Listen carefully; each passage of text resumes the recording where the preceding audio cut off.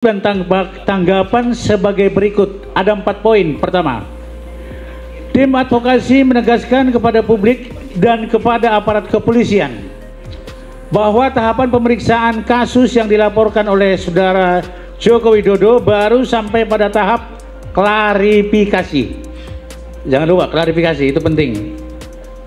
Hal ini dibuktikan dengan adanya undangan klarifikasi kepada sejumlah pihak, termasuk yang diajukan kepada Pak Roy Suryo, Presiden Syanipar, Rizal Fadilah, Kurnia Triyorani, Tauzia, ya Ibu Tifa lah yang terkenal ya, Tias Syuma, Damai Hari Lubis, Rustam Effendi, hingga rekan Egi Sujana. Sampai saat ini belum ada satu pun panggilan polisi yang ditujukan kepada sejumlah pihak, khususnya kepada pihak-pihak yang telah dilakukan klarifikasi tersebut melalui undangan klarifikasi yang diterbitkan oleh Polda Metro Jaya. Maksudnya belum ada panggilan kelanjutan. Ini baru undangan. Sejujurnya undangan boleh hadir, boleh tidak, karena namanya juga undangan. Kedua, tim advokasi menegaskan kepada publik dan kepada aparat kepolisian bahwa penyidikan kepada aduan masyarakat mesti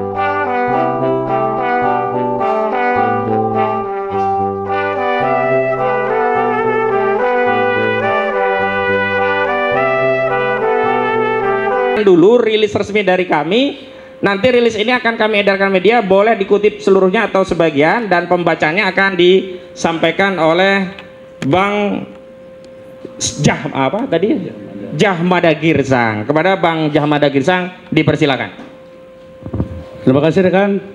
Untuk lengkapnya agar ini tertib, kami akan bacakan press release ya yang disampaikan oleh rekan Koji tadi, agar hal ini bisa terkoordinir dengan baik dan dibaca oleh halayak ramai.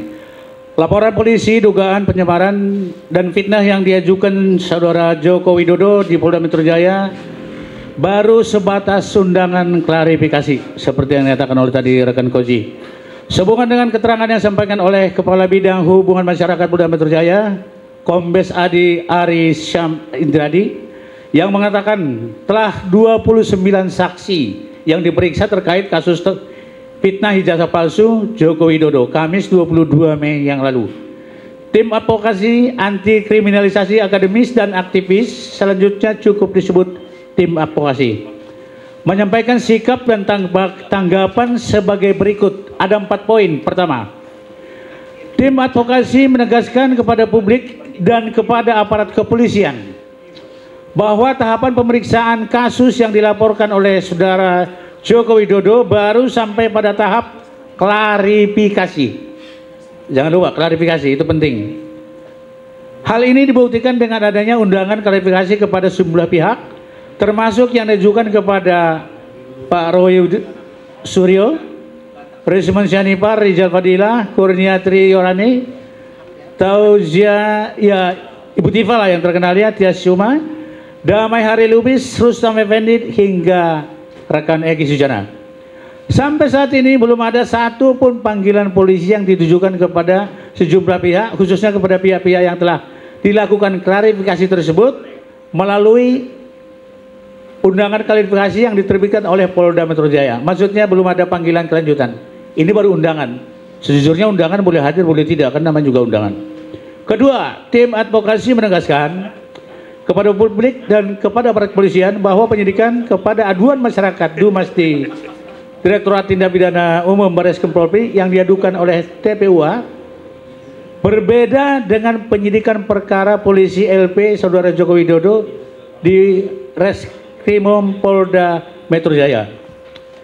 Dasar hukum proses Barreskrim adalah Dumas di TPUA tanggal 6 Desember 2004 yang ditingkatkan menjadi laporan informasi nomor LI 39 dan seterusnya di Tipidum pada tanggal 9 April 2025 atas nama pengadu Profesor Dr. Egi Sujana SH MSI, dan kemudian diterbitkan surat perintah penyidikan nomor SP Lidik 1007 dan seterusnya di Tipidum pada tanggal 10 April 2025 adalah penyelidikan perkara dugaan pidana pemalsuan dokumen, pemalsuan akta otentik, dan memalsukan keterangan palsu ke dalam akta otentik sebagaimana dimaksud dalam pasal 263, 264 dan pasal 266 KUHP, itu pasalnya.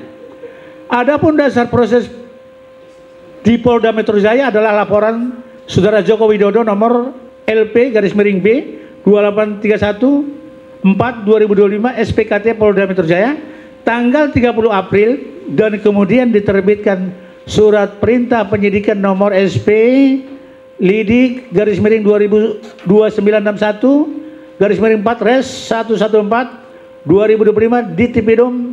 Dirtipidum Polda Metro Jaya tanggal 30 April adalah penyelidikan perkara dugaan pencemaran nama baik dan fitnah sebagai dimaksud dalam pasal 310, 311 dan pasal 27A Undang-Undang ITE.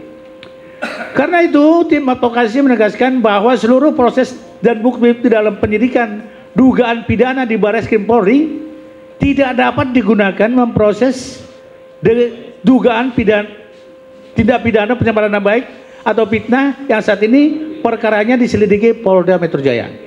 Ketiga, tim advokasi menegaskan kepada publik dan kepada aparat kepolisian bahwa untuk melanjutkan proses penyelidikan perkara dugaan pidana pencemaran nama baik dan fitnah, maka penyidik Polda Metro Jaya harus segera menyita dokumen milik pelapor Saudara Joko Widodo sebagai bukti sekaligus klarifikasi kepada sejumlah pihak yang berkaitan dengan ijazah pelapor Saudara Joko Widodo, termasuk tapi tidak terbatas melakukan pemeriksaan terhadap Kepala SD tempat Joko Widodo bersekolah, Kepala SMP tempat Joko Widodo bersekolah, Kepala SMA tempat Joko Widodo bersekolah, Rektor Universitas Gadjah Mada atau UGM, Dekan Fakultas Kehutanan UGM hingga Kasmujo yang sebelumnya diklaim sebagai dosen pembimbing skripsi Joko Widodo. Keempat, tim advokasi menegaskan kepada publik dan kepada aparat kepolisian bahwa kasus dugaan pidana pemalsuan dokumen ijazah palsu Joko Widodo, pemalsuan akta otentik dan pemalsuan keterangan palsu ke dalam otentik sebagaimana dimaksud dalam pasal 263 KUHP, 264 dan 266 KUHP yang dilaporkan oleh TPUA belum tuntas dan tidak dapat dihentikan secara sepihak oleh Barreskrim Polri. Karena TPUA sedang mengajukan permohonan gelar perkara khusus melalui Biro Pengawasan Penyidik Polri atau Biro Wasidik. Karena itu semua pihak diminta untuk bersabar hingga terselenggara proses gelar perkara khusus nanti. Diimbau agar tidak gegabah menyampaikan pernyataan bersifat prematur dan yang simpang siur.